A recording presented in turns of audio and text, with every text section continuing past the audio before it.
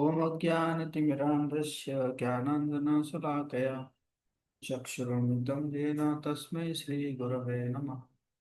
श्रीचैतन्यमनोभीष्टं स्थापितं येन भूतले स्वयं रूप कदा मह्यं ददाति शोकदान्तिकम्।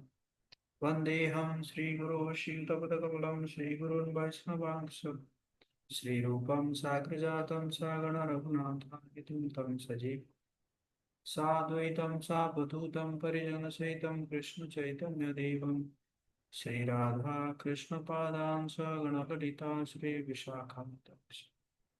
हे कृष्ण करुणा सिन्धु दीनबन्धु जगत्पते गोपेश गोपिकान्त राधाकान्त नमोस्तुते। तप्त कांचन गौरांगी राधे वृंदावनेश्वरी वृषभानुसुते देवी प्रणमामि हरिप्रिये। वाञ्छाकल्पतरुभ्यश्च कृपा सिन्धुभ्येव च पतितानां पावनेभ्यो वैष्णवेभ्यो नमो नमः। जय श्री कृष्ण चैतन्य प्रभु नित्यानंद श्री अद्वैत गदाधर श्रीवासादि गौरभक्त।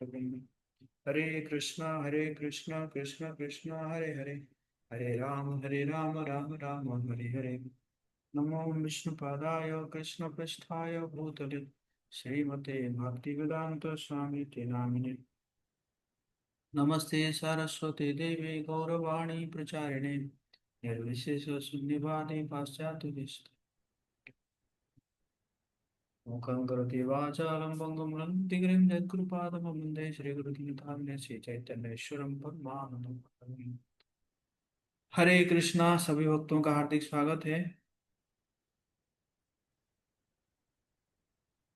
तो पिछली बार भी हम ये सेशन कर रहे थे, लेकिन क्योंकि नेटवर्क अच्छा नहीं था तो क्लास को पोस्टपोन करना पड़ा। और तो आज हम भक्ति रसामृत सिंधु का 6th and 7th चैप्टर ये डिस्कस करेंगे।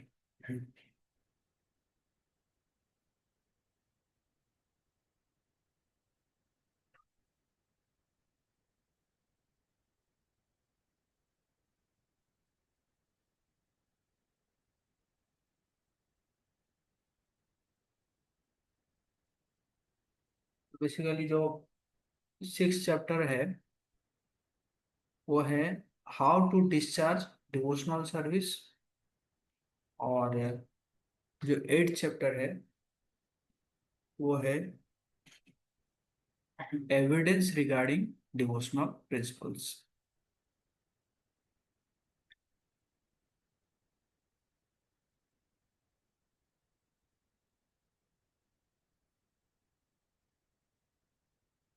तो इसमें जो है श्रील रूप गोस्वामी, उन्होंने उनके जो भाई सनातन गोस्वामी बाद जो हरिभक्ति विलास लिखे थे, तो उन्होंने उसी से ही जो है लिए हैं, जो भक्ति के अंग के बारे में चर्चा किए हैं इसमें से। और तो बेसिकली वो कहते हैं कि सनातन गोस्वामी जो है उन्होंने पूरे डिटेल्स लिखे हैं, लेकिन मैं जो है जो जो इम्पोर्टेंट है उसके बारे में इसमें चर्चा करूँगा। तो इसमें जैसे हम लोगों ने पिछली बार बताए थे कि जो 64 अंग है, जो 64 अंग है,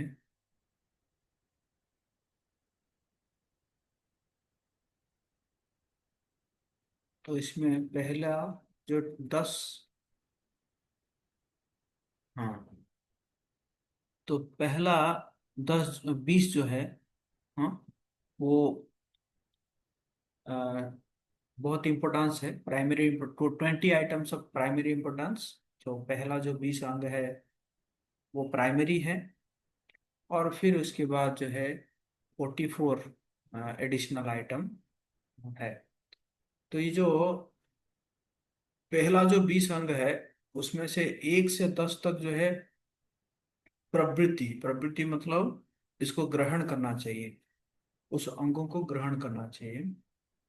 और जो दूसरा जो 11 से 20 है उस अंगों को क्या करना चाहिए, निवृत्ति अर्थात उस अंगों को परित्याग करना चाहिए, त्याग करना चाहिए, है ना। उसके बाद फिर हम जो 21 से 59 है, आइटम्स ऑफ साधना, साधना के आइटम्स है। और फिर 60 से 64 जो है, 5 मोस्ट इफेक्टिव आइटम। तो इस प्रकार हम लोगों ने पिछली बार चर्चा किए थे, है ना। तो इसको थोड़ा सा भी हम पढ़ सकते हैं। ये इंग्लिश में है, मैं इसको ट्रांसलेट नहीं किया हूँ।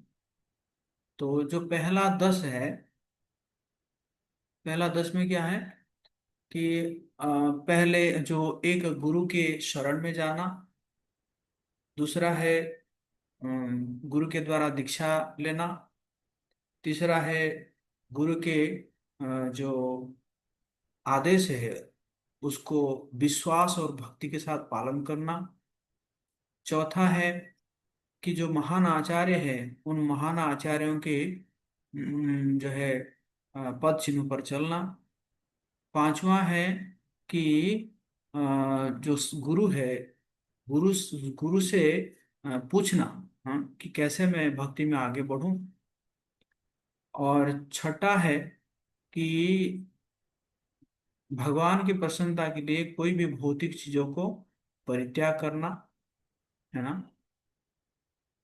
और छठा है, हाँ छठा हो गया। और सातवां है कि द्वारका या वृंदावन में वास करना।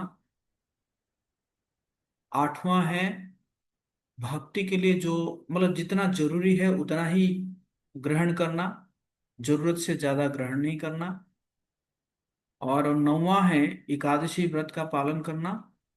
10वां है कि कुछ पवित्र जो वृक्ष है उस वृक्षों को पूजा करना, है ना। और उसके बाद बाकी जो 10 है, तो ये हो गया प्रवृत्ति है। निवृत्ति में क्या है, मतलब क्या नहीं करना है, क्या त्याग करना है, क्या है अवैष्णव का, जो अभक्त है उनका संग त्याग करना, और जो भक्ति में रुचि नहीं है उसको कोई उपदेश नहीं देना है, मतलब उपदेश देना नहीं है। और बहुत बड़े बड़े मंदिर या मतलब बहुत अपोलेंट टेम्पल जो है, मोनास्ट्रीज, बहुत उत्साह से उसको नहीं बनाना। हम्म, मतलब कहने का मतलब है ऐसे नाम कमाने के लिए, नाम कमाने के लिए नहीं करना चाहिए, है ना? ठीक है ना। ओके। और चौथा है बहुत सारे किताबों को नहीं पढ़ना, मतलब जिस किताबों को पढ़ के जो है आप दिखाएंगे कि मैं बहुत बड़े विद्वान हूं करके। और one should not be neglectful in ordinary dealings, ordinary जो डीलिंग्स है उसको नेग्लेक्ट नहीं करना। और one should not be under spell of lamentation in loss और जुबिलेशन इन गेम, मतलब बहुत अगर कुछ फायदा हो गया बहुत खुश हो गए और कुछ नुकसान हो गया तो बहुत ज्यादा जो है परेशान हो गए। वन शुड नॉट डिसरिस्पेक्ट देवी देवताओं का अवमानना नहीं करना। One should not give unnecessary trouble to any living, कोई भी जीव जो है उस जीव को मतलब जरूरत बिना जरूरत जो है उनको हानि नहीं पहुंचाना। One should carefully avoid the various offenses in chanting the holy name of the Lord or worshipping the deity in the temple. नाम अपराध और सेवा अपराध से बचना। One should be very intolerant toward the blasphemous supreme personality of Godhead, Krishna और his devotee, है ना। कोई अगर कृष्ण का या गुरु या भक्तों का अवमानना कर रहा है तो उसको सहन नहीं करना। तो ये हो गया 20। फिर जो है जो बाकी जो 64 है, बाकी 64 जो है इसमें यह बताया गया है, बाकी मतलब बाकी 64 तो नहीं, बाकी 44, क्योंकि 20 तो हो गया, बाकी जो 44 है तो यहाँ पे ये दिया गया है। तो बहुत लंबा है, तो आप वैसे किताब से पढ़ सकते हैं। और मैं इसका भी ग्रुप में आपको दे दूंगा, जो बाकी जो है 44 अंग क्या है ना। ओके, ठीक है। तो अब जो है हम क्या करेंगे, डिटेल्स में जाएंगे, कुछ कुछ अंगों का हम डिटेल्स में चर्चा करेंगे। Is it okay? आपको समझ में आ रहा है? यस और नो? अगर समझ में आ रहा है तो चैट बॉक्स में लिखिए हरी बोल।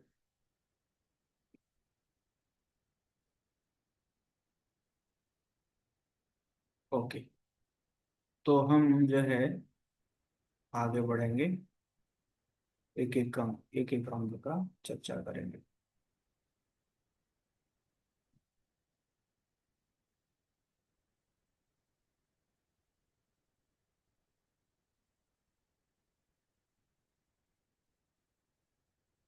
ओके, तो जो लोग पढ़ना चाहते हैं वो लोग अपना हैंड राइज कर सकते हैं।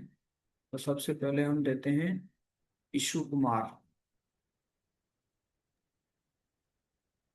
जो व्यक्ति सौभाग्यशाली होता है और एक सच्चे प्रामाणिक आध्यात्मिक गुरु की शरण में आता है, वह निस्संदेह आध्यात्मिक मुक्ति के मार्ग पर आगे बढ़ता है। जो गुरु प्रामाणिक नहीं होता, अयोग्य गुरु, वो सबसे बड़ा मूर्ख होता है। वह शास्त्रों के अनुसार मार्गदर्शन नहीं करता, उसका चरित्र संदिग्ध होता है, वह भक्ति सेवा के सिद्धांतों का पालन नहीं करता है, उसने इंद्रियों को वश में नहीं किया होता है, जैसे जीव, जननेंद्रियां, पेट, क्रोध, मन और वाणी। एक प्रामाणिक सत्य गुरु के लक्षण। उपदेशामृत श्लोक 1 के अनुसार, जो व्यक्ति अपनी जीभ, पेट और जनन इंद्रियों को वश में कर चुका हो, वही संपूर्ण विश्व में शिष्य बनाने के योग्य होता है। हरे कृष्ण प्रभु। धन्यवाद प्रभु।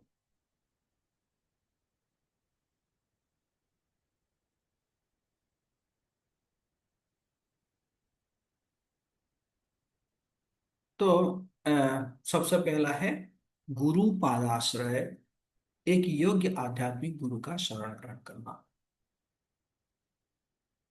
तो आध्यात्मिक गुरु, प्रामाणिक गुरु की शरण में अगर कोई जाता है तो निस्संदेह आध्यात्मिक मुक्ति के मार्ग पर आगे बढ़ता है। लेकिन गुरु प्रामाणिक कैसे होंगे? गुरु प्रामाणिक ऐसे होंगे कि उनको शास्त्रों का पूरा जो निचोड़ पता होगा, है ना। आचरण, उनका आचरण बहुत शुद्ध होता है, शुद्ध आचरण ना, आचरण से ही आचार्य बनते हैं, है ना। ऐसा नहीं कि कोई जो है अपना डिजिग्नेशन लगा दिया आचार्य। और बहुत ही, है ना, चरित्रवान होंगे, भक्ति के सेवा के जो सिद्धांत है उस सिद्धांतों को पालन करते होंगे। और ये जो छह चीज है, जीव, जननेंद्रिय, पेट, क्रोध, मन और वाणी, इसका जो वेग है, हम्म, वाचो वेगम मनस क्रोध वेगम, न, उदर उपस्थ वेगम, एतान वेगान यो विषय तधीय सर्वामपि मां पृथ्वी से शिष्यात्। तो वाचो वेगम, वाचो वेग मतलब वाणी, वाणी का वेग है ना, कुछ भी को बोल देना, हम्म, नहीं, वाणी का जो वेग है उस वेग को कंट्रोल करते होंगे। वाचो वेगम मनसः, मन का वेग, मन जो है इधर उधर घूमता रहता है, जो है, तो मन को जो है वो मन का वेग को वो कंट्रोल करते होंगे। वाच वेगम मनसा, क्रोध वेगम, क्रोध का वेग हम्म, है ना। और उदर उपस्थ, जीवा वेगम, उदर उपस्थ वेगम, जीव का वेग है, कुछ भी खा लीजिए या कुछ भी मतलब ले लीजिए, तो जीव का वेग है। हाँ, उदर, उदर मतलब पेट का वेग है। पेट मतलब जितना आवश्यक है उतना ना खा के और से ज्यादा खा लिए, आज टेस्टी प्रसाद बना है तो ज्यादा खा लिए। और उसी प्रकार जननेंद्रिय मतलब उपस्थ, जो है जेनाइटल्स, उसका जो वेग है। तो ये छह वेगों को जो कंट्रोल करता है वो क्या कर सकते हैं, पूरे पृथ्वी के लोगों को वो शिष्य बना सकते हैं। तो ये है एक गुरु की योग्यता है। तो इस प्रकार के गुरु के आश्रय में कोई अगर जाता है तो वो जो है आध्यात्मिक मुक्ति के मार्ग पर आगे बढ़ता है।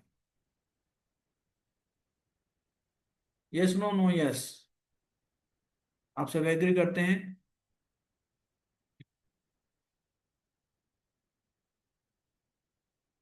यस और नो?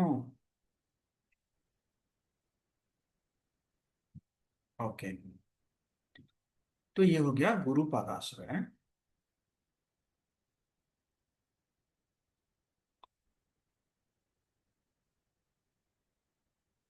गायत्री कुमारी।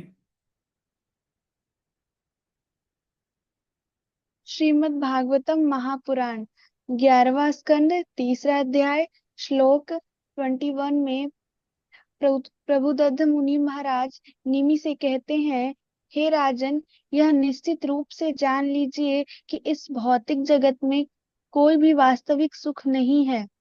यह सोचना मात्र एक भूल है कि यहाँ कोई सुख है, क्योंकि यह स्थान तो केवल दुखों से ही भरा हुआ है। जो भी व्यक्ति वास्तव में सच्चे सुख को प्राप्त करना चाहता है, उसे चाहिए कि वह एक सात्विक बोनाफाइड आध्यात्मिक गुरु की खोज करे और दीक्षा लेकर उनकी शरण में जाए। ऐसे आध्यात्मिक गुरु की योग्यता यह है कि उन्हें शास्त्रों के निष्कर्षों को विचार विमर्श कर तर्क द्वारा भली भांति समझा हो, और वे उन निष्कर्षों को दूसरों को भी समझाने में सक्षम हो। ऐसे महान व्यक्ति जिन्होंने सभी भौतिक आकांक्षाओं को त्याग कर परम पुरुष भगवान की शरण ग्रहण कर ली है, उन्हें ही सच्चे गुरु के रूप में स्वीकार करना चाहिए। हर व्यक्ति को अपने जीवन की सच्ची सफलता के लिए ऐसे गुरु की खोज करनी चाहिए, जिससे वह आत्मा की आध्यात्मिक आनंदमय अवस्था तक पहुंच सके। हरे कृष्ण प्रभु जी। तो ये जो है भागवत पुराण में लिखा गया है कि भौतिक जगत में कोई सुख है ही नहीं। और अगर सच्चा सुख प्राप्त करना चाहते हैं तो आपको क्या करना पड़ेगा? एक आध्यात्मिक गुरु की खोज करना पड़ेगा और दीक्षा लेकर उनके शरण में जाना पड़ेगा, है। और योग्यता भी बताया गया है, कैसे उनको शास्त्रों का निष्कर्ष पता होना चाहिए, है ना। और उन निष्कर्षों को वो दूसरों को समझा नहीं पा रहे हैं, है ना। कुछ लोग होते हैं, निष्कर्ष तो पता है लेकिन दूसरों को कन्विंस नहीं कर पाते हैं, है ना। और सभी भौतिक आकांक्षाओं से मुक्त है वो, और परम पुरुष भगवान की शरण ग्रहण कर ली है। तो उन प्रकार के गुरु को जो है क्या करना चाहिए, हमें ग्रहण करना चाहिए।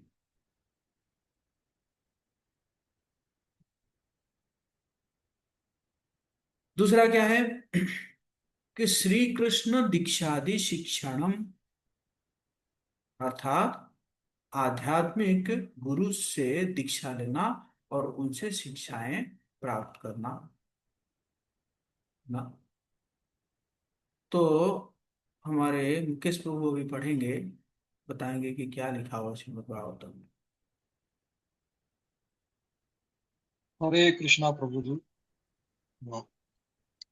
आध्यात्मिक गुरु से दीक्षा लेना और उनसे शिक्षाएं प्राप्त करना श्री कृष्ण दीक्षादि शिक्षणम श्रीमद् भागवतम व्यक्ति को श्रीमद् भागवतम को गंभीरता से तथा गुरु के प्रति आदर और श्रद्धा के साथ पढ़ना और सुनना चाहिए। श्रीमद् भागवतम का श्रवण और कीर्तन एक ऐसा धार्मिक साधन है जो व्यक्ति को भगवान की सेवा और प्रेम को उच्चतम स्तर तक पहुंचा देता है। शिष्य का भाव यह होना चाहिए कि वह प्रामाणिक सत्य गुरु को संतुष्ट करे। जब यह भाव होता है तब उसके लिए आध्यात्मिक ज्ञान को समझना अत्यंत सरल हो जाता है। वेदों में इसकी पुष्टि होती है और रूप गोस्वामी आगे बताते हैं कि जिस व्यक्ति में भगवान और गुरु दोनों के प्रति दृढ़ दृढ़ श्रद्धा होती है, उसके लिए समस्त आध्यात्मिक रहस्य स्वतः प्रकट हो जाते हैं। हरे कृष्ण।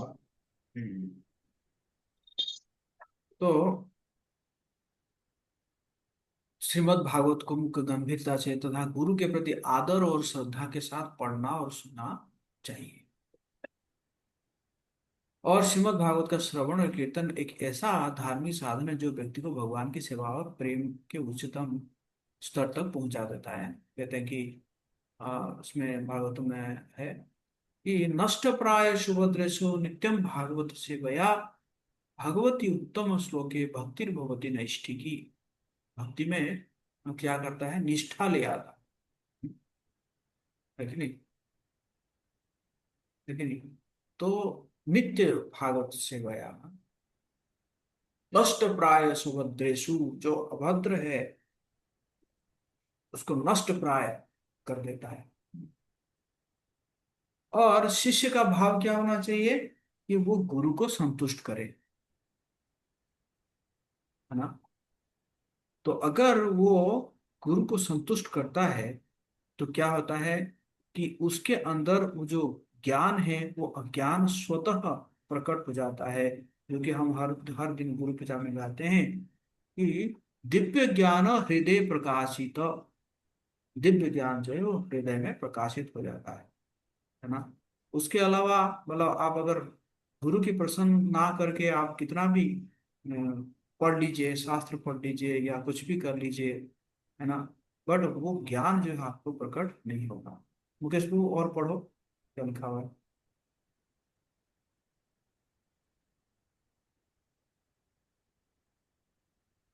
मुकेश जी। हाँ हाँ, हरे कृष्ण प्रभु। हाँ, तो प्रभु दत्त मुनि ने महाराज निमि से आगे कहा, हे राजन, एक शिष्य को आध्यात्मिक गुरु को केवल गुरु के रूप में ही नहीं बल्कि भगवान के प्रतिनिधि तथा परमात्मा के स्वरूप के रूप में स्वीकार करना चाहिए। दूसरे शब्दों में कहें तो शिष्य को गुरु को भगवान के रूप में स्वीकार करना चाहिए, क्योंकि वे भगवान श्री कृष्ण के बाह्य रूप में प्रकट स्वरूप होते हैं। यह सिद्धांत सभी शास्त्रों में पुष्टि प्राप्त करता है कि गुरु भगवान का प्रतिनिधित्व करते हैं। इसलिए शिष्य को आदर, श्रद्धा और भक्ति के साथ ऐसे गुरु को स्वीकार करना चाहिए। श्रीमद् भागवतम का अध्ययन अत्यंत गंभीरता और श्रद्धा के साथ करना चाहिए और गुरु के प्रति पूरी श्रद्धा और सम्मान बनाए रखना चाहिए। श्रीमद् भागवतम का श्रवण और कीर्तन एक ऐसा धार्मिक साधन है जो जीवात्मा को परम पुरुष भगवान की सेवा और प्रेममयी भक्ति के स्तर तक उन्नत कर देता है। हरे कृष्ण। भगवान, गुरु मतलब कौन है, वो भगवान के प्रतिनिधि है। हरे साक्षात हरित्वेन समस्त शास्त्रे हैं। कहते हैं कि विश्वनाथ चक्रवर्ती ठाकुर कह रहे हैं कि वो साक्षात हरि है। हम्म? साक्षात हरि हो, साक्षात हरित्वेन समस्त शास्त्रे उक्तस्तथा भाव्यते सद्भिः किंतु प्रभुर्य प्रिय वतस्य। और प्रभु के क्या है, वो बहुत प्रिय है। वंदे गुरु श्री चरणारविंद, है ना। तो शिष्य को गुरु को भगवान के रूप में स्वीकार करना चाहिए, क्योंकि भगवान श्री कृष्ण के बाह्य रूप में प्रकट होते हैं। गुरु जो है भगवान कृष्ण के बाह्य रूप में प्रकट होते हैं। और गुरु जो है वो भगवान का प्रतिनिधित्व करते हैं। आदर, श्रद्धा और भक्ति के साथ ऐसे गुरु को स्वीकार करना चाहिए। हम्म।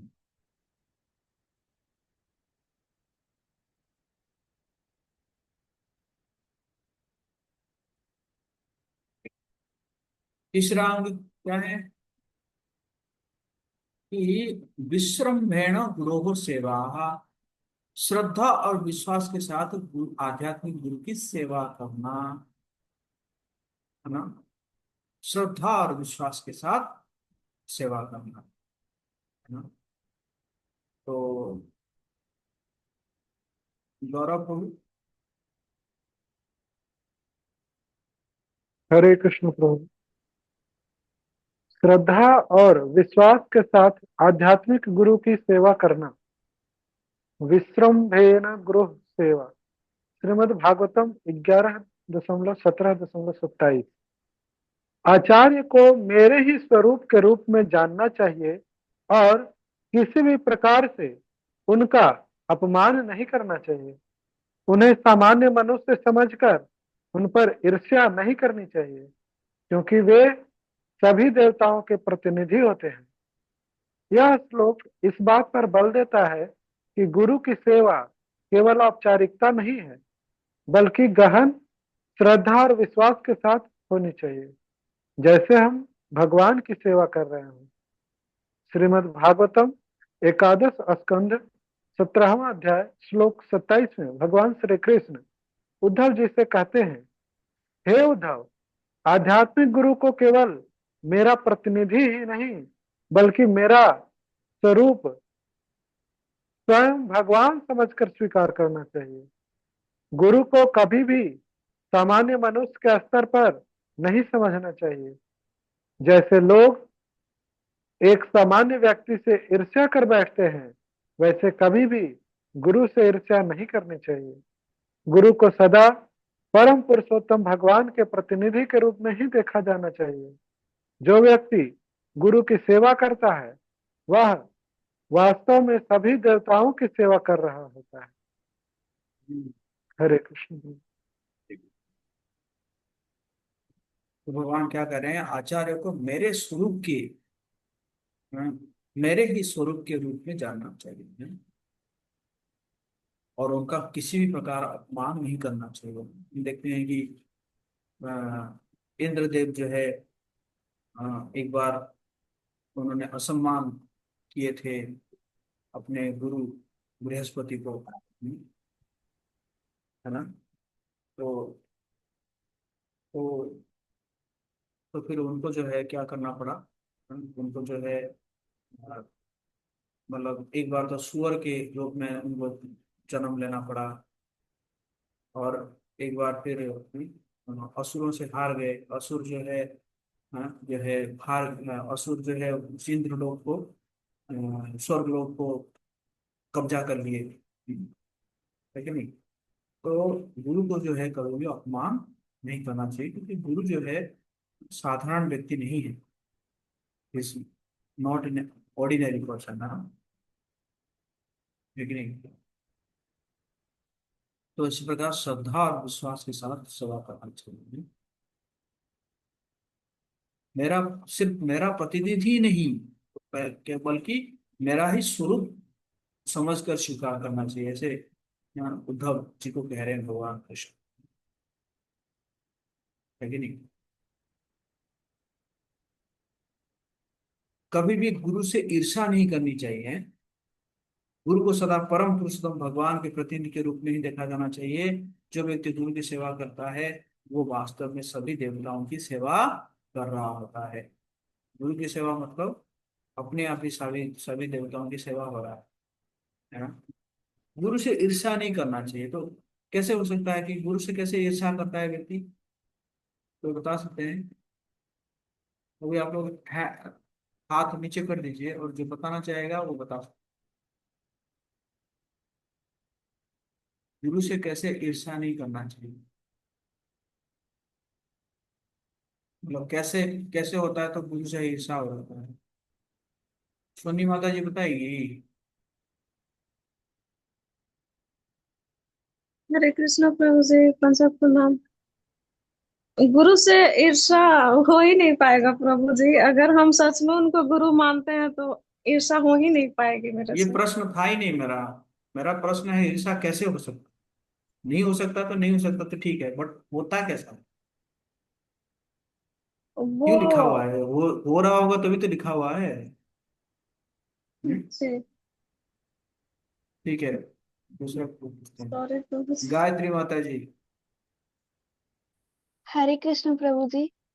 गुरु से ईर्ष्या होने का कारण ये भी हो सकता है कि जैसे हम उनसे सीखना शुरू करते हैं और वो अपने ज्ञान के बारे में हमसे बताते हैं, उनसे हम बहुत सारे ज्ञान सीखते हैं, तो उन्हें जब हम उनको सीखते हैं तो कभी कभी मन में इस प्रकार भी आ सकता है कि हमारे गुरु को कितना ज्ञान है, शायद हमें भी ऐसा हो सकता था। तो ये एक तरह से मन में ईर्ष्या उत्पन्न हो सकती है उनके ज्ञान को लेकर। कि हमें क्यों नहीं ऐसा ज्ञान अभी प्राप्त हुआ है, और उनके शास्त्रों के ज्ञान को लेकर भी। ये चैतन्य शिक्षा माता जी। हरे कृष्णा प्रभु जी। प्रभु जी, गुरु से ईर्ष्या उस कंडीशन में हो सकती है जब हम गुरु के प्रति श्रद्धा नहीं रख सकते हैं, उनके प्रति पूर्ण रूप से समर्पित नहीं रहते हैं, तो हमें ईर्ष्या हो सकती है। अगर हम गुरु के प्रति पूर्ण रूप से समर्पित हैं तो ईर्ष्या नहीं होगी। और गुरु को चूंकि भगवान के प्रतिनिधि हैं मानना चाहिए, तो उनसे ईर्ष्या नहीं रखना चाहिए। और किसी भी, जैसे हम लोग परंपरा प्राप्त गुरु के ही शरण लेनी चाहिए, तो वैसी स्थिति में तो ईर्ष्या नहीं ही रखना चाहिए। Okay, thank you. Vishwajeet Prabhu. हरे कृष्णा प्रभु जी, दृढ़ प्रणाम।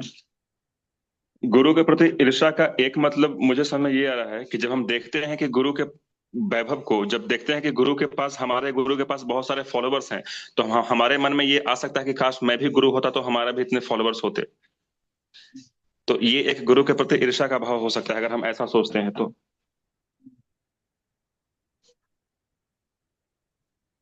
Yes, thank you. निशा माता जी। तो मुझे मेरा भी मुझे वाला ये आंसर है कि गुरु इतने सरल होते हैं, इतने अच्छे होते हैं, और उनका इतने अच्छे से सब पे प्रभाव डालते हैं, इतना प्रेम करते हैं सारे लोग उनसे, कि अगर हम अच्छे से भक्ति नहीं करेंगे तो हमें भी लगने लगेगा कि काश सारे लोग हमसे इतना प्रेम करें, इतना आदर करें। Thank you. साक्षी।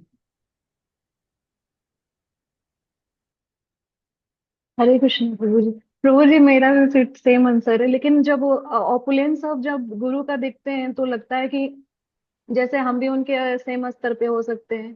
प्लस ये भी कि जैसे उनके पास जो ऑपुलेंस है, कुछ किसी ने दान दिया, तो लगता है कि मतलब हमें ये सोचना कि ये भी नॉर्मल है हम ही लोग के जैसे, और उनके पास भी ये सब चीजें हैं, गाड़ी पे जाते हैं, एक से एक इनके पास कार है, एक से एक वॉचेज हैं, तो ये इस तरह से हो सकता है। यस, है ना, इस प्रकार आता है ना, जैसे अ, इंद्रदेव जो है, इंद्र अ, का क्या हो रहा था, सब अप्सराएं नाच रहे थे, इंद्र का गुणगान किया जा रहा था। और उसी समय बृहस्पति जब सभा में एंटर किए, तो इंद्र ने कहा कि अभी तो मेरा गुणगान चल रहा है, ये कौन आ गए। मतलब ऐसे उनके मन में आ गया, है ना। तो ये क्या है, मतलब गुरु को इस समय नहीं आना चाहिए था ना, मेरा अभी गुणगान चल रहा है इतना, है ना, लोग मेरे प्रसन्नता के लिए इतना खूब कर रहे हैं, और इस समय गुरु को नहीं आना चाहिए था ना मेरे पास। है कि नहीं। या एक बार बृहस्पति जो है वो एक भगवान जी का माला दिए उनको, इसको इंद्र को दिए। तो इंद्र ने क्या किया, उसको जो है वो रख दिए, एकदम नीचे रख दिए। तो नीचे रख दिए तो ऐरावत जो है वो लिया, उसको लेके टुकड़ा टुकड़ा कर दिया माल, है ना।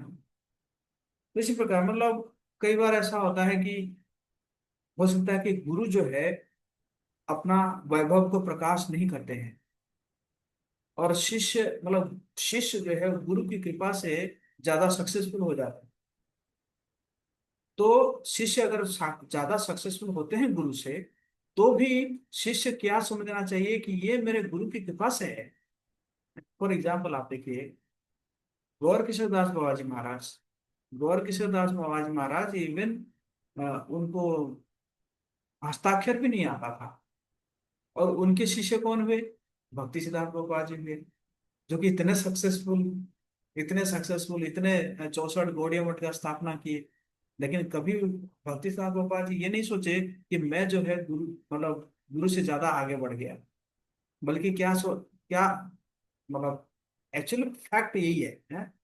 किस लिए मैं कर रहा हूँ, क्योंकि मैं गुरु की कृपा से ही कर रहा हूँ। मैं जो भी, मेरा जो सक्सेस है उसका क्रेडिट कौन है, गुरु। या हमारे शिला प्रभुपाद जी देखिए, शिला प्रभुपाद जी ने पूरे दुनिया में जो है वो किए, मतलब सनातन धर्म का प्रचार किए या मंदिरों का स्थापना किया, देखा जाए तो वो भी अपने गुरु से ज्यादा सक्सेसफुल रहे, तो देखा जाए तो। लेकिन कभी भी प्रभुपाद जी भी कभी भी ऐसे नहीं सोचे कि मैं गुरु से ज्यादा सक्सेसफुल हो गया। क्यों हुआ?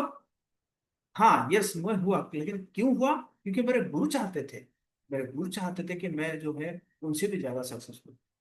तो इसी प्रकार गुरु को जो है क्रेडिट दिया जाता है ना।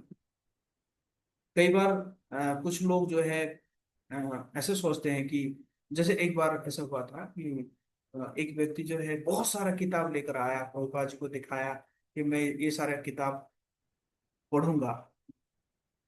तो प्रभुपाद जी बोले, ये किताबों को पढ़ोगे तो आपका पतन हो जाएगा, आपका फॉल डाउन हो जाएगा। तो वो समझ नहीं पाया कि क्यों, मतलब मैं इतना सारा किताब को पढ़ूंगा तो फॉल डाउन क्यों हो जाएगा मेरा।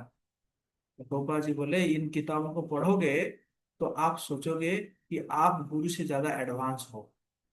तब क्या होगा, आपका फॉल डाउन हो जाएगा।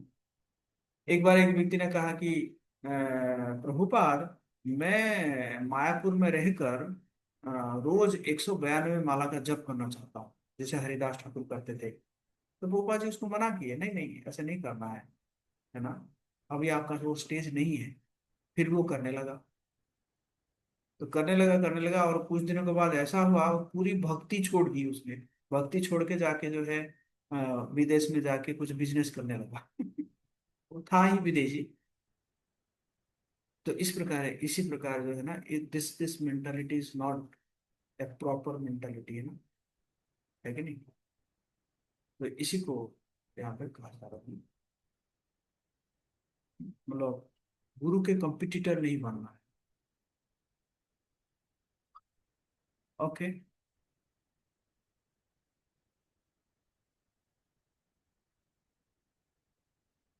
ओके, तो चौथा है साधु वर्तमानुवर्तनम, संतों के पद चिन्हों पर चलना।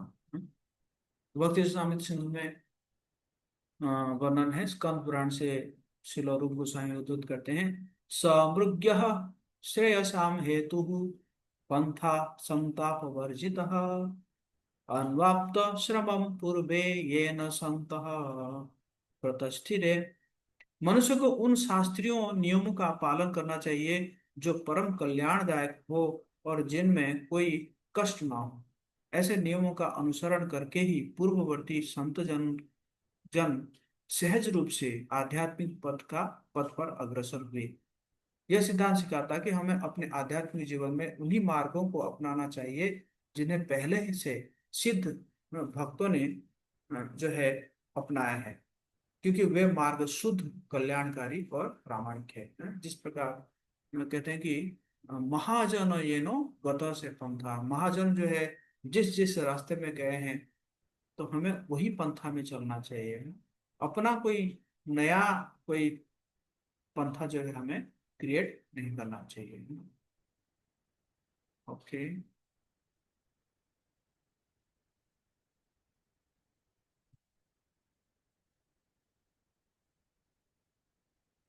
फिर और उसी का यहाँ पे प्रमाण दिया जा रहा है, ब्रह्म यामल से दिया जा रहा है, प्रमाण दिया रहा है।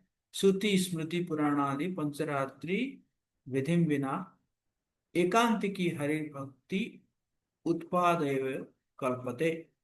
यदि कोई व्यक्ति भगवान की शुद्ध भक्ति में स्थिर प्रतीत भी होता है, फिर भी यदि वो श्रुति स्मृति पुराण और पंचरात्र के नियमों को अविश्वास वश त्याग देता है, तो ऐसी भक्ति वास्तविक नहीं मानी जाती, बल्कि वो एक उपद्रव और अशुभता बन जाती है। तो इस प्रकार आप देखते होंगे कि कई कई जगह में ऐसा ऐसा सब केस आ रहा है। हाँ, क्यों आ रहा है? क्योंकि जो है जो शास्त्रों का निर्देश है या जो भक्तों का मार्ग है, जो पहले जो भक्तों का मार्ग है, उस मार्गों को सही से पालन नहीं किया गया।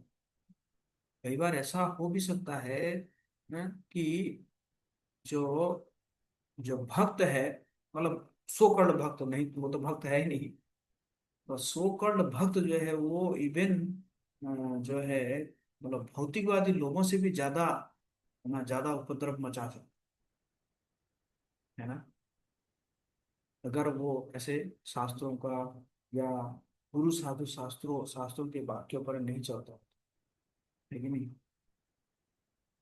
वो उपद्रव उपद्रव मचाएंगे ऐसे, ऐसे जो भक्ति भक्ति मतलब दिखावे के लिए भक्ति करते हैं ना।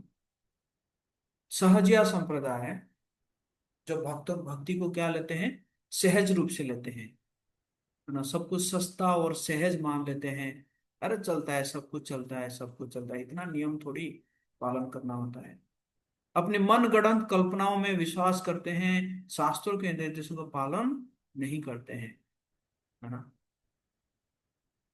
और बुद्धिस्ट बुद्धिस्ट जो है वो भी क्या है, हालांकि बुद्ध जो है वो भगवान कृष्ण के अवतार है, लेकिन उनके अनुयायी जो है वो वेदों को पालन नहीं करते हैं, इसलिए जो बुद्धिस्ट है उनको भी भक्त नहीं मानना चाहिए। वैष्णव जो है जो बुद्धिस्ट को भक्त नहीं मानते हैं, क्यों? क्योंकि वो वेदों को पालन नहीं करते हैं, वेदों को वो अस्वीकार करते हैं, है ना, है ना। तो ये नास्तिकता है, जो वेदों को अस्वीकार करता है वो क्या है, नास्तिकता है। तो आप पूछेंगे कैसे, जब भगवान कृष्ण जो है बुद्ध के रूप में आए, और बुद्ध के रूप में आके ये नास्तिकता क्यों फैलाया, नास्तिकता का क्या क्या क्यों शिक्षा दिए? क्योंकि वो शिक्षा इसलिए दिए थे, हैं, क्योंकि उस समय जरूरत था, उस समय हिंसा प्रथा को, हिंसा को कम करने के लिए, पशु हिंसा को कम करने के लिए, जो है वो जरूरी था, कुछ एक छोटा सा सब वो क्षणिक समय के लिए, है ना? उसके बाद फिर शंकराचार्य आए, शंकराचार्य आके सारे वेदों को फिर स्थापित किए, है ना।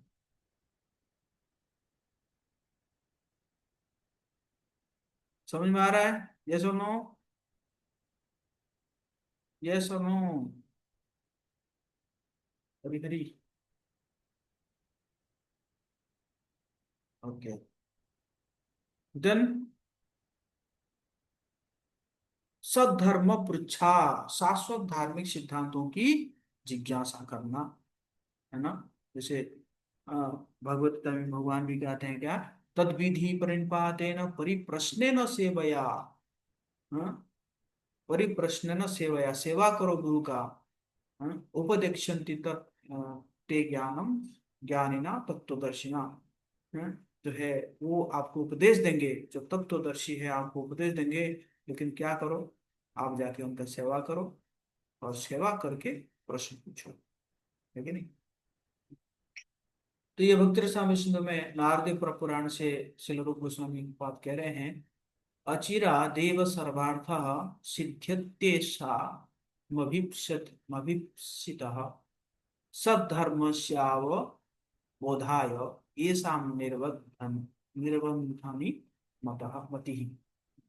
जिनकी बुद्धि भगवान की भक्ति को समझने में दृढ़ रहती है, वे शीघ्र ही अपनी अपने सभी अभिष्ट लक्ष्यों को प्राप्त कर लेते हैं। ये श्लोक ये सिखाता है कि सच्चे धर्म, सद्धर्म, विशेष रूप से भगवत भक्ति की गहन समझ प्राप्त करने की तीव्र जिज्ञासा रखने वाले साधक, चाहे वो ज्ञान, भक्ति या मोक्ष हो, शीघ्र ही अपने सारे उद्देश्य को सफल कर लेते हैं। सीरियस होना पड़ेगा, सीरियस एंड सिंसियर। ये सिद्धांत दर्शाता है कि जिज्ञासा अर्थात प्रश्न पूछना आध्यात्मिक उन्नति का मूल है, और जो व्यक्ति गुरु एवं शास्त्रों से भक्ति के सिद्धांतों के विषय में गंभीरता से पूछता है, वो निश्चित ही प्रगति करता है। देखा जाए तो हमारे जितने भी शास्त्र है वो सब प्रश्नों के ऊपर आधारित है। प्रश्न, श्रीमद् भागवतम शुरू होता है, जो नैमिषारण्य में बैठे हुए जो 88,000 मुनि ऋषि थे, उनके 6 प्रश्नों से श्रीमद् भागवतम शुरू होता है। भगवत गीता शुरू होता है प्रश्नों से, अर्जुन प्रश्न पूछते हैं, और तो, है ना, तो ये जो प्रश्न उत्तर है ये इसमें कहते हैं कि इस प्रकार जब प्रश्न पूछा जाता है तो तीनों लोग जो है, 3 लोग इसमें बेनिफिटेड होते हैं। श्रील रूप गोस्वामी, सॉरी, श्रील सुखदेव गोस्वामी ऐसे कहते हैं परीक्षित महाराज को कि जो प्रश्न पूछने वाला वो भी बेनिफिटेड होता है, जो उत्तर देने वाला वो भी बेनिफिटेड होता है, और साथ साथ बाकी लोग जो सुनते हैं वो भी बेनिफिटेड होते हैं। तो इसी प्रकार तीन लोग, है ना, इस प्रकार के प्रश्नों से जो है वो लाभान्वित होते हैं, है ना। तो इसी प्रकार हमें क्या करना चाहिए, परिप्रश्नेन सेवया, प्रश्न पूछना चाहिए, अपने आध्यात्मिक उन्नति के लिए प्रश्न पूछना चाहिए। लेकिन कई बार क्या होता है कि लोग जो है ना उठपटांग प्रश्न पूछते हैं, लेक्चर चल रहा होगा कुछ, वो प्रश्न पूछ देंगे और कुछ, या अपने भौतिक जीवन के बारे में प्रश्न पूछ लेंगे कि हमारे जो है गाय का बछड़ा नहीं हो रहा है, और लो प्रश्न का उत्तर दो तुम। है कि नहीं, है ना? मेरे पेट में दर्द हो रहा है, लो प्रश्न का उत्तर दो। तो इस प्रकार प्रश्न नहीं पूछना चाहिए ना, प्रश्न पूछना चाहिए, है ना, अपने आध्यात्मिक उन्नति के रिगार्डिंग प्रश्न पूछना चाहिए, है ना?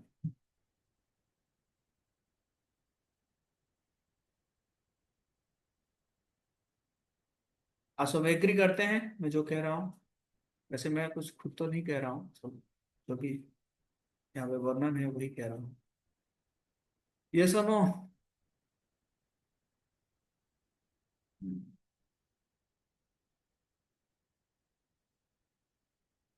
तो फिर कृष्णार्थे भोगादि त्याग, कृष्ण की तुष्टि के लिए भौतिक भोग आदि का त्याग करना। तो भक्ति रसामृत सिंधु में वर्णन है पद्म पुराण से, हरि मुद्दिश्य भोगानि काले त्यक्त्वस्तुस तव विष्णुलोक स्थितः संपदलोलाः सा प्रतीक्षते।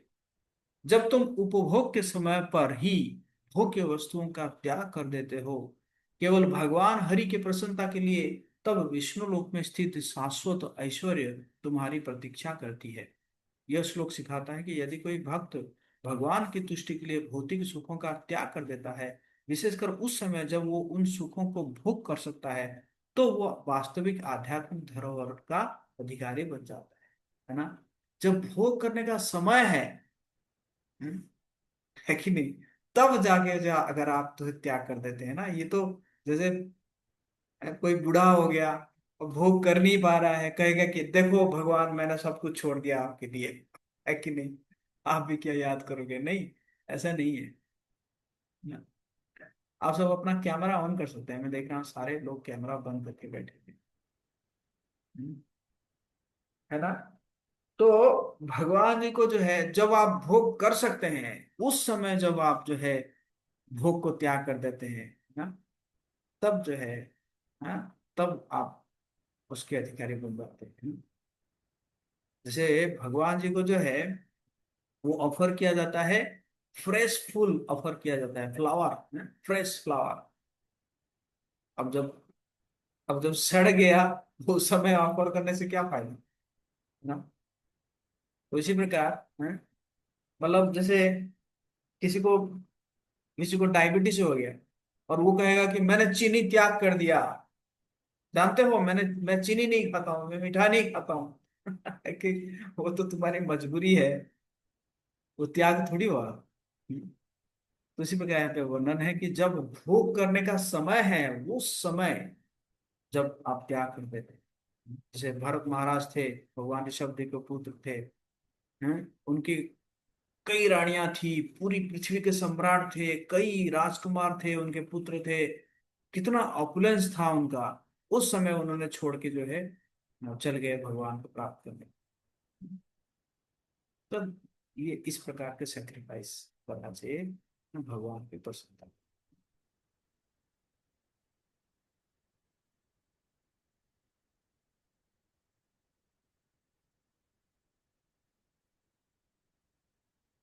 द्वारकादि निवास, पवित्र स्थान में निवास करना। संवत्सरम वा षण मासान मासम मासार्धम एव वा द्वारकावासिनः सर्वे नरः नार्यश् चतुर्भुजाः। जो भी व्यक्ति द्वारका में 1 वर्ष 6 महीने या 1 महीना या केवल आधा महीना भी निवास करता है, वो पुरुष हो या स्त्री, वो भगवान के धाम में जाकर चतुर्भुज रूप को प्राप्त करता है। तो इस जो है धाम में जाने से या धाम में जो है वास करने से ये सब फायदा।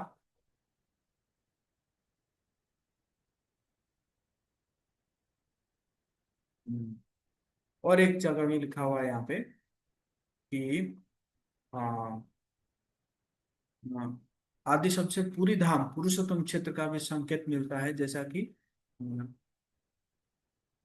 ब्रह्म पुराण में वर्णन है। ओहो क्षेत्रस्य महात्म्यम समन्नाथ 10 योजनम दिविष्ठा यत्र पश्यन्ति सर्वान एव चतुर्भुजान। ओहो, इस क्षेत्र की महिमा अद्भुत है। जगन्नाथपुरी के बारे में कहा जा रहा है। इसके चारों ओर के 10 योजन लगभग 80 वर्ग मील क्षेत्र में देवता वहां निवास करने वाले सभी लोगों को चतुर्भुज रूप में देखते हैं, है ना। जगन्नाथपुरी में जो रहते हैं, कह रहे हैं कि 10 स्क्वायर माइल में, है ना। तो उनको भगवान देवता लोग कैसे देखते हैं कि जैसे सब लोगों के 4 हाथ हैं, इस प्रकार देखते हैं ना, है कि नहीं। आप सब ये अगर चलना चाहे तो चल सकते हैं। नवंबर 7 तारीख से 10 तारीख तक जगन्नाथपुरी में सब लोग परिक्रमा करते हैं। वैसे तो लास्ट दिन परिक्रमा करते हैं, बाकी दिन जो है 8 तारीख 9 तारीख जो है वो दर्शनीय स्थान को दर्शन किया जाता है। तो आप सब चलना चाहे तो चल सकते हैं। November 7 to 10 है जगन्नाथपुरी या परानाथ को शामिल हो सकते हैं। लहरी वो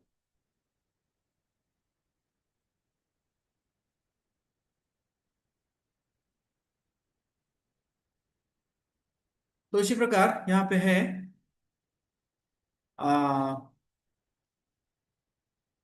राजा परीक्षित द्वारा गंगा के तट पर पहुंचने और वहां निवास करने से संबंधित है, जिससे वह स्पष्ट होता है कि भगवान के प्रिय तीर्थ स्थानों में निवास करना मुक्ति का मार्ग प्रशस्त करता है। समयी ब्रजन अजन पदम पश्चान मुनिगणैः सह हरिम उपरतम भूत्वा गंग्यायाम समुपाविशत। राजा परीक्षित मुनियों के साथ सब प्रकार के सांसारिक बंधनों से विरक्त होकर गंगा के तट पर पहुंचे और वहीं भगवान का स्मरण करते हुए विराजमान हो गए। इस प्रकार चाहे द्वारका हो, पुरी हो या कोई अन्य पवित्र स्थल हो, वहां निवास करना भक्त के लिए अत्यंत शुभ फलदायी होता है ना। तो इस सब जगह में जो है जाना चाहिए, है ना। कम से कम जो है साल में जगन्नाथपुरी एक बार, है ना, मायापुरी एक बार, है कि नहीं। और क्या बोलते हैं, वृंदावन एक बार जाना चाहिए। मेरी आवाज क्लियर है? ये सुनो।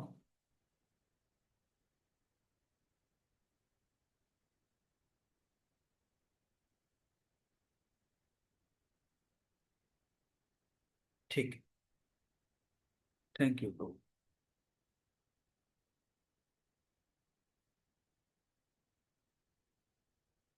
हम्म फिर क्या है कि केवल आवश्यकता भर की वस्तुएं स्वीकार करना, हम्म,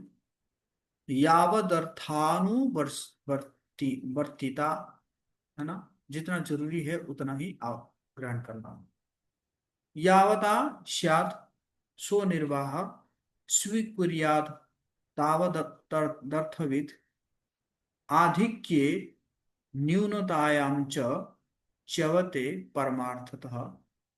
जो व्यक्ति भौतिक वस्तुओं के प्रयोग में बुद्धिमान है वो उतनी ही वस्तुएं स्वीकार करता है जितने उसकी भक्ति के निर्वाह के लिए आवश्यक हो। यदि वो इससे अधिक या कम स्वीकार करता है तो वो परम लक्ष्य से च्युत हो जाता है। यह उत्तम होता है कि व्यक्ति अपनी क्षमता के अनुसार कोई नियम या व्रत निर्धारित करे और फिर उस नियम का दृढ़ता से पालन करे। यही उसे आध्यात्मिक जीवन में आगे बढ़ने में सहायता करता है।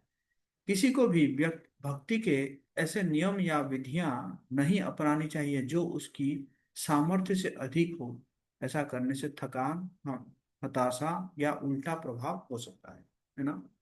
और जरूरत से ज्यादा नियम को भी पालन नहीं करना चाहिए। जितना नियम पालन कर सकते हैं, है ना, उतना ही जो है क्या करना चाहिए, आपको पालन करना चाहिए, है ना। सो मतलब जितना आपको हो सके उतना ही वही स्टैंडर्ड को आपको पालन करना चाहिए, है कि नहीं।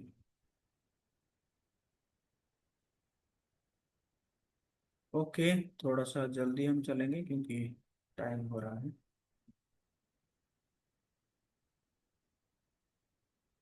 एकादशी व्रत को पालन करना।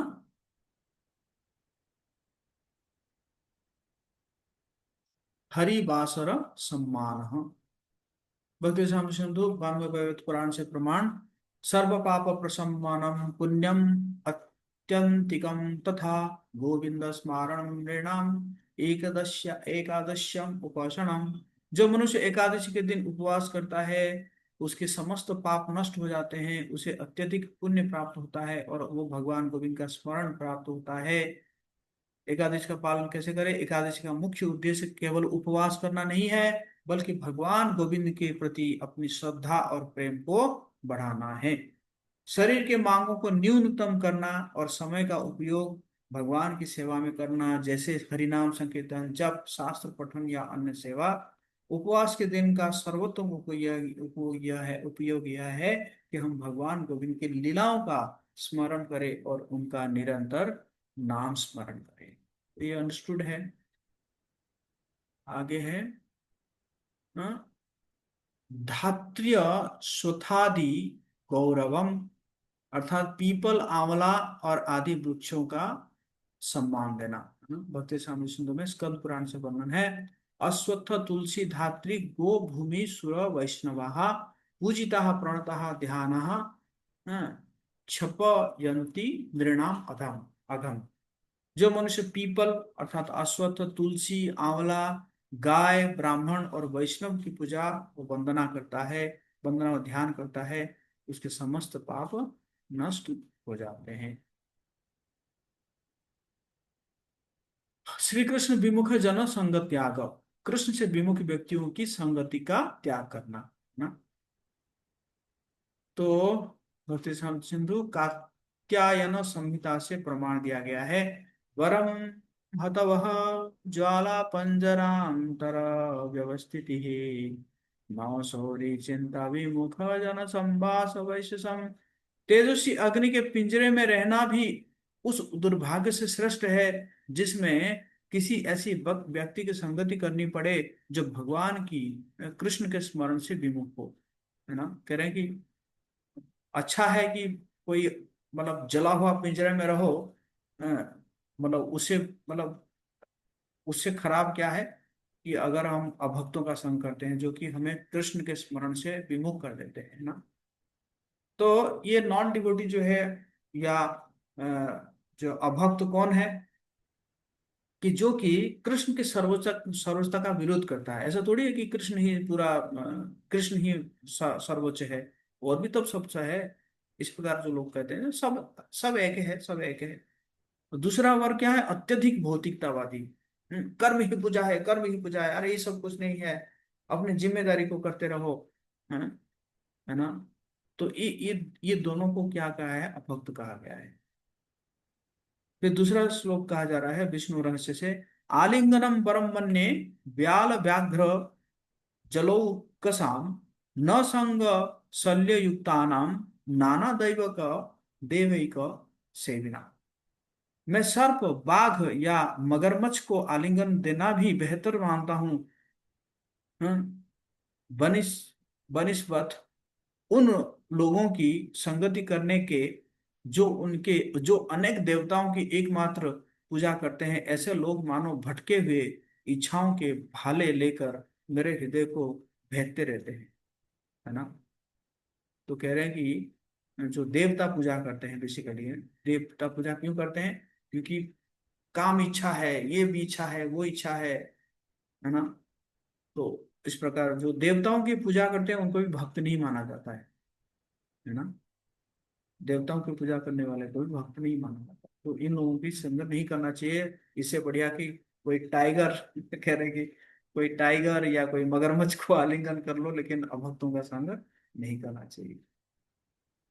ओके।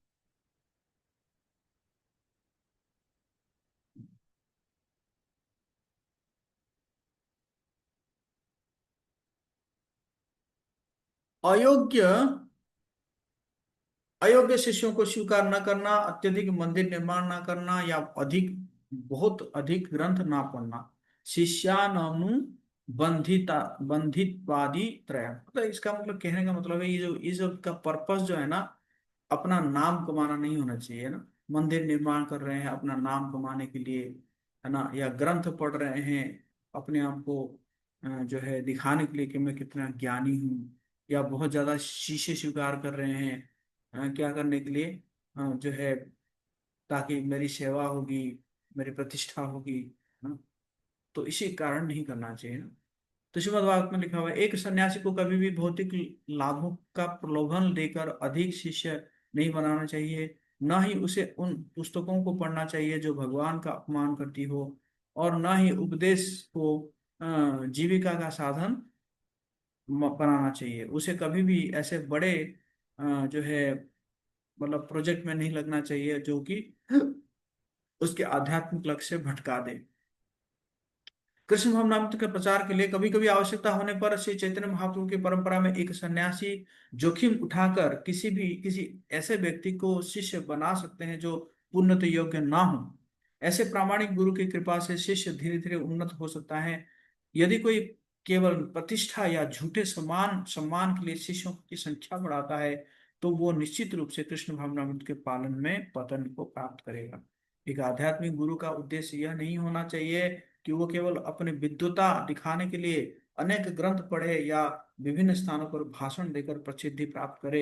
एक सन्यासी को मंदिर निर्माण को लेकर अति उत्साही नहीं होना चाहिए। एक आध्यात्मिक गुरु को केवल तथाकथित आध्यात्मिक उन्नति या आरामदायक जीवन के नाम पर मंदिर निर्माण के लिए बहुत अधिक उत्साही नहीं होना चाहिए, क्योंकि प्रचार ही उसकी सर्वोच्च प्राथमिकता होनी चाहिए, है ना।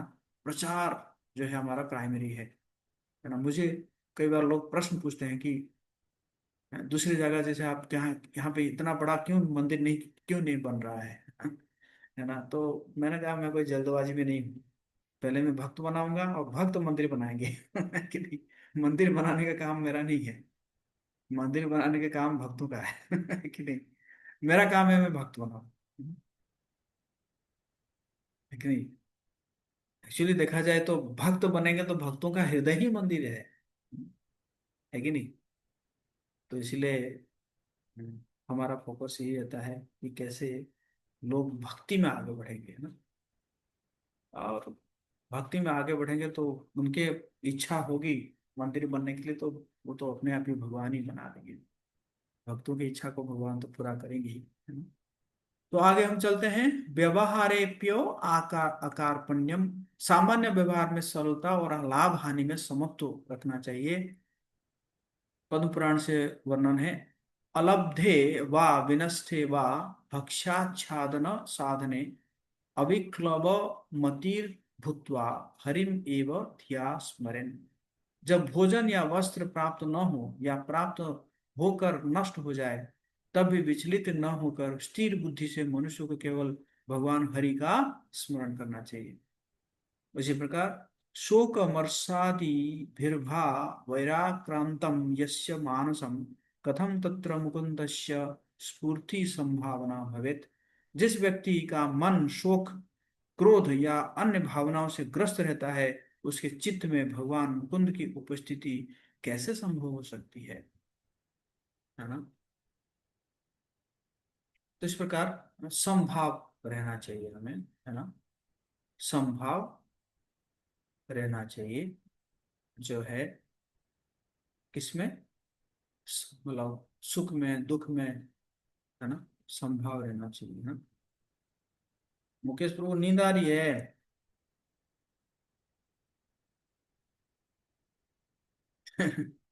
हम सब देखते रहते हैं, ठीक ना। हम्म। ओके, अगला क्या है?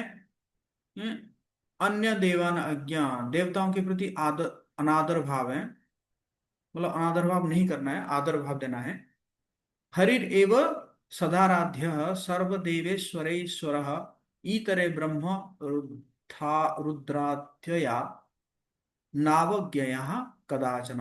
हरि ही सदा आराधनीय है क्योंकि वे सभी देवताओं के भी स्वामी हैं, परंतु ब्रह्मा रुद्र आदि अन्य देवताओं का कभी भी अपमान नहीं करना चाहिए।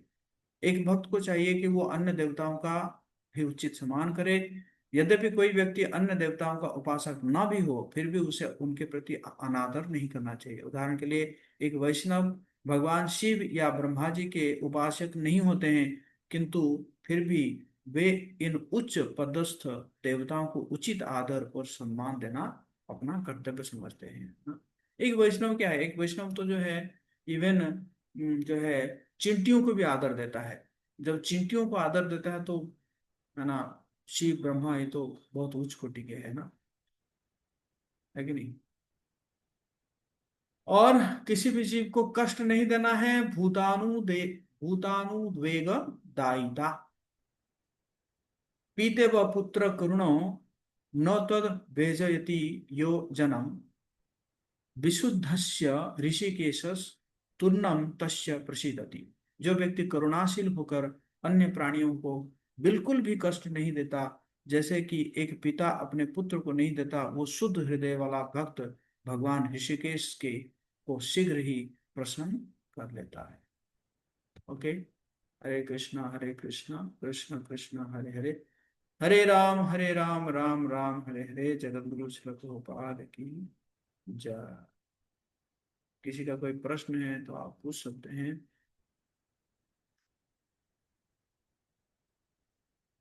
तो इस प्रकार आज जो है हम 6 7 दो चैप्टर आज कवर कर लिए।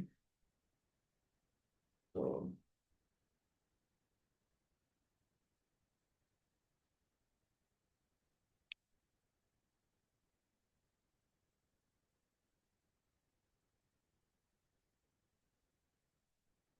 हाँ, यस, पूछिए साक्षी। हरे कृष्णा प्रभु जी, दंडवत प्रणाम। प्रभु जी, ये पांचरात्रिक विधि क्या है? मैंने ये नाम सुना है, लेकिन उसको पालन करना, अगर वो पालन नहीं करते तो वो सज्जिया होते हैं, तो वो पांचरात्रिक विधि क्या है? पंचरात्रिक विधि जो जो डीटी वर्शिप है, भगवान ने जो नारद मुनि ने लिखे हैं, जो डीटी वर्शिप जो हम लोग करते हैं, तो वो पंचरात्रिक विधि में होता है। प्रभु जी, ये किसी शास्त्र से आया है? हाँ, किताब है ना, नारद मुनि का है। अच्छा। नारद मुनि का अच्छा, है पंचरात्र। ठीक है प्रभु जी, हरे कृष्ण। निशा। मेरे कृष्ण प्रभु जी, तो फिर मेरा सवाल था कि जैसे शास्त्र में आज के इस क्लास में हमने पढ़ा कि हमें चतुर्भुज रूप को प्रधानता दी गई है, पर पहले के क्लास में भी आपने बताया कि एक शुद्ध वैष्णव वो रूप भी अस्वीकार करेगा, क्योंकि उसको मेन रीजन तो भगवान की सेवा करना है, और उस रूप में हम भगवान की सेवा नहीं कर पाएंगे, तो फिर वो रूप क्यों हमें प्रदान किया जाता है? समझ नहीं आ पाया पाया प्रश्न क्या है, पहला क्या पूछ अब रहे थे? कि जैसे हमें चतुर्भुज रूप प्राप्त होता है ना, आज के भी लेक्चर में आपने बताया कि हमें अ, अगर हम धाम में भी प्रवेश करेंगे तो फिर हमें चतुर्भुज रूप प्राप्त नहीं, होता है। चतुर्भुज रूप हमें नहीं प्राप्त होता है, देवता लोग देखते हैं इसी प्रकार।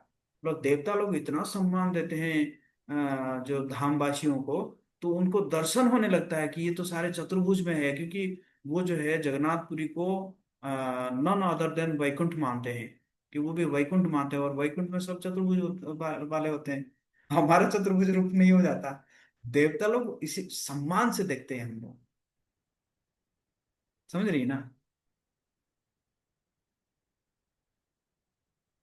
ये सब ना हो, कहाँ है?